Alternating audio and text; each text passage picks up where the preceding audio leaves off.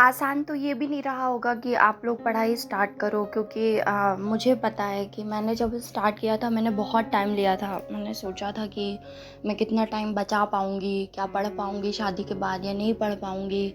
मैंने किसी से शेयर नहीं किया, क्योंकि सब लोगों को पता चलता कि ये पढ़ रही है, फिर सब लोग एक्सपेक्ट करते कि ये पेपर हुआ है तो इससे पूछो कितने क्या नंबर आए। फिर नहीं होता सिलेक्शन तो सब पूछते कि क्या हुआ, क्यों नहीं हुआ, या सिलेक्शन हो जाता तो बहुत अच्छी बात होती। ये सारी चीज़ें दिमाग में कहीं न कहीं घूमती रहती हैं हर उसके जो भी पढ़ाई करता है, और ये बहुत नॉर्मल सी बात है। तो स्टार्टिंग में मैंने, पता है मतलब, जब ये महिला सुपरवाइज़र का एग्ज़ाम का चल रहा था, मतलब अपना वही अगस्त या सितंबर की बात है, तभी से मैं सोच रही थी कि यार पढ़ना शुरू कर दूँ क्या। फिर मैं यही सोच रही थी कि मतलब मैं इतनी हिम्मत कर पाऊँगी कि मैं रोज़ पढ़ूँ, मेरा मन ना लगे तब भी पढूँ, या कभी कुछ हो जाए, मतलब तबीयत ख़राब है तब भी मैं हिम्मत कर पाऊँगी, या डुग्गू के साथ हो जाएगा क्या मुझसे। मतलब मैंने खुद को टाइम दिया, करीब 15-20 दिन, 1 महीने। फिर मैंने ये सोचा कि जो नॉर्मल लाइफ चल रही है उसमें क्या कर रही हूँ मैं, कुछ भी तो नहीं कर रही। वही सुबह से उठना, खाना बनाना, खाना, सबको खिलाना, फिर वापस टीवी देखना, फ़ोन चलाना, सो जाना। और एक चीज़ मैंने नोटिस करी, जितने भी मेरे साथ वाले लोग हैं हर किसी को ये लगता है कि यार सोनम डिज़र्विंग है, वो किसी अच्छी जगह उसको जॉब करनी चाहिए थी। पता नहीं क्या कैसा हुआ, तुम कुछ कर क्यों नहीं रही हो, तुम घर पे क्यों बैठी हो, मतलब तुम ये कर लो, तुम वो कर लो। मतलब जो भी बात करता था ना, तो हमेशा इसी टाइप की बातें करता था, तुम ये ट्राई करो, तुम वो ट्राई करो। फिर मुझे लगता था कि यार मतलब ऐसी कौन सी चीज़ है जो इनको दिखती है और मुझे नहीं दिखती। मतलब मैं तो सच बताऊँ तो मैंने पहले भी बताया अपनी वीडियोस में ना कि पापा के जाने के बाद एक बार मैंने मतलब डिप्रेशन फ़ील किया। उसके बाद फिर मैं किसी तरह से निकल आई, क्योंकि मम्मी अकेली थी और मुझे उनके साथ फ़ाइट करना था। फिर मम्मी को कैंसर हो गया और मम्मी चली गई। तब भी मैं बहुत बुरा फ़ील कर रही थी।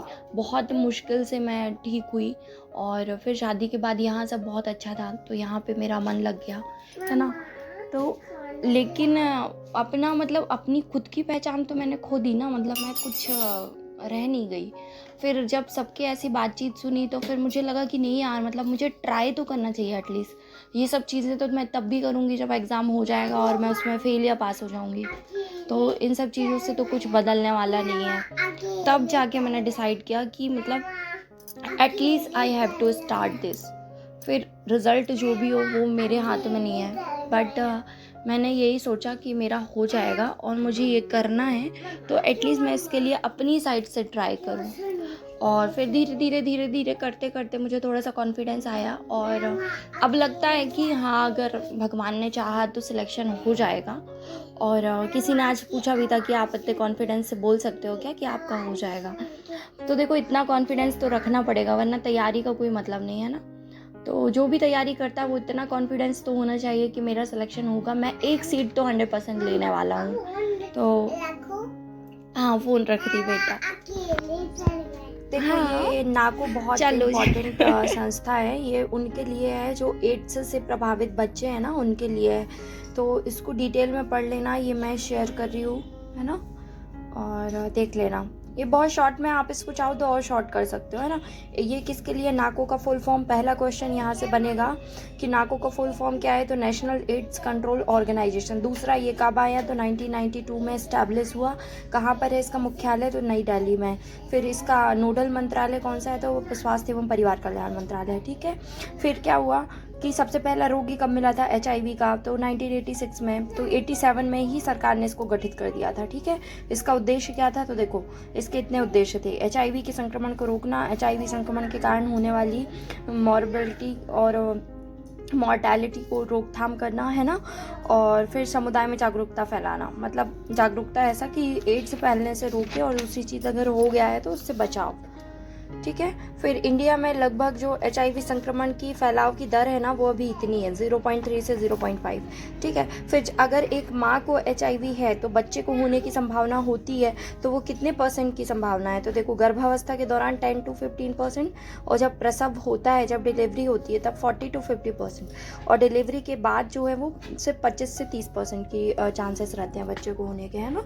फिर देखो 1998 में इसका गठन हुआ मध्य प्रदेश में, ये याद रखना। मतलब इंडिया पे अगर बात हो तो 1992, और अगर एमपी में पूछे कि एमपी में एड्स के लिए कब समिति गठित हुई है, तो एमपी में 1998 में हुई है। ठीक है, फिर देखो ये एड्स प्रभावित बच्चों के लिए राष्ट्रीय बाल एड्स का पहल हुई है, ये 2006 से। ये इसी में एक कुछ और नियम ऐड किए गए हैं, तो उसको ये नया नाम दे दिया इन्होंने, इसी के अंतर्गत है ना।